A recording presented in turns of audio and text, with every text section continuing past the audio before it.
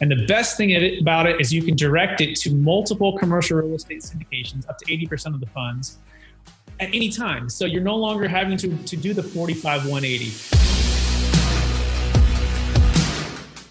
So a question, most of us are at least somewhat familiar with the 1031 exchange. Tell us something new or something that maybe most people won't know about what you do that is different from a 1031 exchange.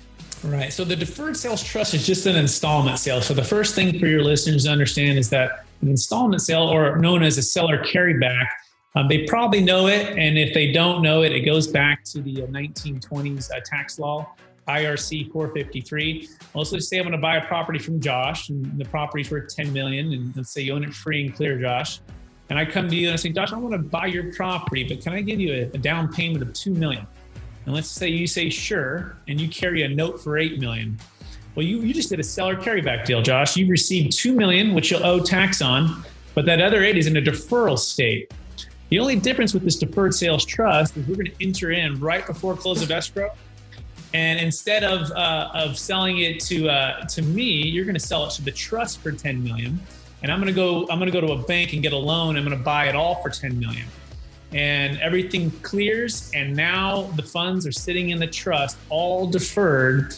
And the best thing about it is you can direct it to multiple commercial real estate syndications, up to 80% of the funds at any time. So you're no longer having to do the 45-180. So we like to say you can sell high and buy low. And this is what our parents always taught us to do.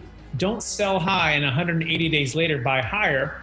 Sell today, diversify, put the money into multiple commercial real estate deals or multiple syndications and be truly passive, or just put it in stocks, bonds, and mutual funds with your own financial advisor, and just be done with all of the liability altogether.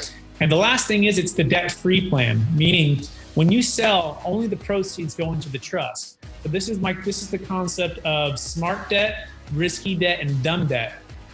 Smart debt, I think, buys properties when the marketplace is low, when it's a buyer's market, which you, me, and Paul, we know when that is. That's about 5 years ago. And over the last 4 years, it's gotten more and more of a seller's market until we're at where we're at right now. So smart debt doubles down and buys when the market's low.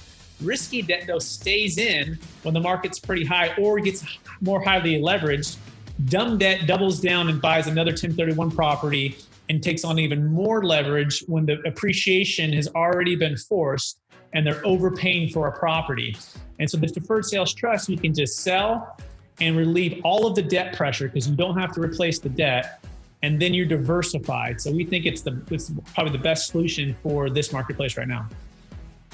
Very good. Yeah, it's good. It's good to have a different insight on that.